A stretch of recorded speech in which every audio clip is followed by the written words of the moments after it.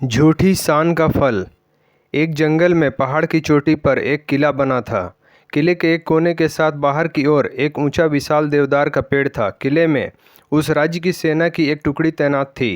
देवदार के पेड़ पर एक उल्लू रहता था। वह भोजन की तलाश में नीचे घाटी में फैले ढलवां चरगाहों में आता। चारागाहों की लंबी घासों व झाड़ियों में कई छोटे मोटे जीव व कीट पतंगे मिलते, जिन्हें उल्लू भोजन बनाता। निकट ही एक बड़ी झील थी जिसमें हंसों का निवास था। उल्लू पेड़ पर बैठा झील को निहारा करता। उसे हंसों का तैरना व उड़ना मंत्र मुग्ध करता। वह सोचा करता कि कितना शानदार पक्षी है हंस, एकदम दूध सा सफ़ेद, गुलगुला शरीर, सुराहीदार गर्दन, सुधर मुख व तेजस्वी आंखें। उसकी बड़ी इच्छा होती किसी हंस से उसकी दोस्ती हो जाए। एक दिन उल्लू पानी पीने के बहाने झील के किनारे उगी एक झाड़ी पर उतरा। निकट ही एक बहुत शालीन व सौम्य हंस पानी में तैर रहा था। हंस तैरता हुआ झाड़ी के निकट आया। उल्लू ने बात करने का बहाना ढूंढा। हंस जी, आपकी आज्ञा हो तो पानी पी लूं, बड़ी प्यास लगी है। हंस ने चौंक कर उसे देखा और बोला, मित्र, पानी प्रकृति द्वारा सबको दिया गया वरदान है, इस पर किसी एक का अधिकार नहीं है। उल्लू ने पानी पिया, फिर सिर हिलाया जैसे उसे निराशा हुई हो। हंस ने पूछा, मित्र, आप असंतुष्ट नजर आते हो क्या? प्यास नहीं बुझी? उल्लू ने कहा, है हंस, प्यास, पानी की प्यास तो बुझ गई, पर आपकी बातों से मुझे ऐसा लगता है कि आप नीति व ज्ञान के सागर हैं। मुझ में उसकी प्यास जग गई है, वह कैसे बुझेगी? हंस मुस्कुराया, मित्र, आप कभी भी यहाँ आ सकते हैं, हम बात करेंगे। इस प्रकार मैं जो जानता हूँ वो आपका हो जाएगा और मैं भी आपसे कुछ सीखूंगा। इसके पश्चात हंस व उल्लू रोज मिलने लगे। एक दिन हंस ने उल्लू को बता दिया कि वह वास्तव में हंसों का राजा हंसराज है। अपना असली परिचय देने के बाद हंस अपने मित्रों को निमंत्रण देकर अपने घर ले गया। शाही ठाठ थे। खाने के लिए कमल व नरगिस के फूलों के व्यंजन परोसे गए और जाने क्या क्या दुर्लभ खाद्य थे, उल्लू को पता ही नहीं लगा। बाद में सौंफ इलायची की जगह मोती पेश किए गए। उल्लू दंग रह गया। अब हंसराज उल्लू को महल में ले जाकर खिलाने पिलाने लगा। रोज दावत उड़ती। उसे डर लगने लगा कि किसी दिन साधारण उल्लू समझकर हंसराज दोस्ती न तोड़ ले। इसलिए स्वयं को हंसराज की बराबरी का बनाए रखने के लिए उसने झूठ मूठ कह दिया कि वह भी उल्लुओं का राजा, उल्लू का राज है। झूठ कहने के बाद उल्लू को लगा कि उसका भी फर्ज बनता है कि हंसराज को अपने घर बुलाए। एक दिन उल्लू ने दुर्ग के भीतर होने वाली गतिविधियों को गौर से देखा और उसके दिमाग में एक युक्ति आई। उसने दुर्ग की बातों को खूब ध्यान से समझा, सैनिकों के कार्यक्रम नोट किए। फिर वह चला हंस के पास। जब वह झील पर पहुंचा तब हंसराज कुछ हंसनियों के साथ जल में तैर रहा था। उल्लू को देखते ही हंस बोला, मित्र, आप इस समय?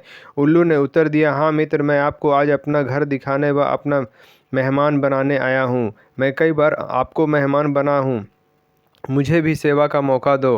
हंस ने टालना चाहा, मित्र, इतनी जल्दी क्या है, फिर कभी चलेंगे। उल्लू ने कहा, आज तो आपके लिए बिना नहीं जाऊंगा। हंसराज को उल्लू के साथ जाना ही पड़ा। पहाड़ की चोटी पर बने किले की ओर इशारा कर उल्लू उड़ते हुए बोला, वह मेरा किला है। हंस बड़ा प्रभावित हुआ। वे दोनों जब उल्लू के आवास वाले पेड़ पर उतरे तो किले के सैनिकों की परेड शुरू होने वाली थी। दो सैनिक बुर्ज पर बिगुल बजाने लगे। उल्लू दुर्ग के सैनिकों के कार्यक्रम को याद कर चुके, इसलिए ठीक समय पर हंसराज को ले आया था। उल्लू बोला, देखो मित्र, आपके स्वागत में मेरे सैनिक बिगुल बजा रहे हैं। उसके बाद मेरी सेना परेड और सलामी देकर आपको सम्मानित करेगी।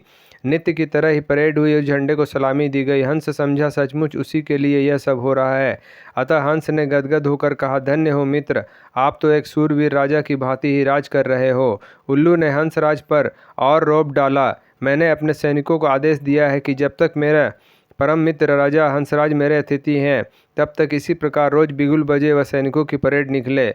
उल्लू को पता था कि सैनिकों का यह रोज का काम है, दैनिक नियम है। हंस को उल्लू ने फल, अखरोट व बनफसा के फूल खिलाए। उनको वह पहले ही जमा कर चुका था। भोजन का महत्व नहीं रह गया। सैनिकों की परेड का जादू अपना काम कर चुका था। हंसराज के दिल में उल्लू मित्र के लिए बहुत सम्मान पैदा हो चुका था। उधर सैनिक टुकड़ी को वहां से कुछ कूच करने के आदेश मिल चुके। दूसरे दिन सैनिक अपना सामान समेट कर जाने लगे तो हंस ने कहा, मित्र, देखो, आपके सैनिक आपकी आज्ञा लिए बिना कहीं जा रहे हैं। उल्लू हड़बड़ा कर बोला, किसी ने उन्हें गलत आदेश दिया होगा, मैं अभी रोकता हूँ उन्हें। ऐसा कहकर वह हूँ करने लगा। सैनिकों ने उल्लू का गुगवाना सुना व अपशकुन समझकर जाना स्थगित किया। दूसरे दिन फिर वही हुआ। सैनिक जाने लगे तो उल्लू घुघुआया। सैनिकों के नायक ने क्रोधित होकर सैनिकों को मनहूस उल्लू को तीर मारने का आदेश दिया। एक सैनिक ने तीर छोड़ा। तीर उल्लू के बगल में बैठे हंस को लगा। वह तीर खाकर नीचे गिरा व फड़फड़ा कर मर गया। उल्लू उसकी लाश के पास शोकाकुल विलाप करने लगा, हाय मेरे, अपनी झूठी शान के चक्कर में अपना परम मित्र खो दिया। धिक्कार है मुझे। उल्लू को आसपास की खबर से बेसुध होकर रोते देखकर एक सियार उस पर झपटा और उसका काम तमाम कर दिया। सीख: झूठी शान बहुत महंगी पड़ती है, कभी झूठी शान के चक्कर में मत पड़ो। दोस्तों, आपको वीडियो पसंद आया तो लाइक करें, शेयर करें, सब्सक्राइब करें। धन्यवाद।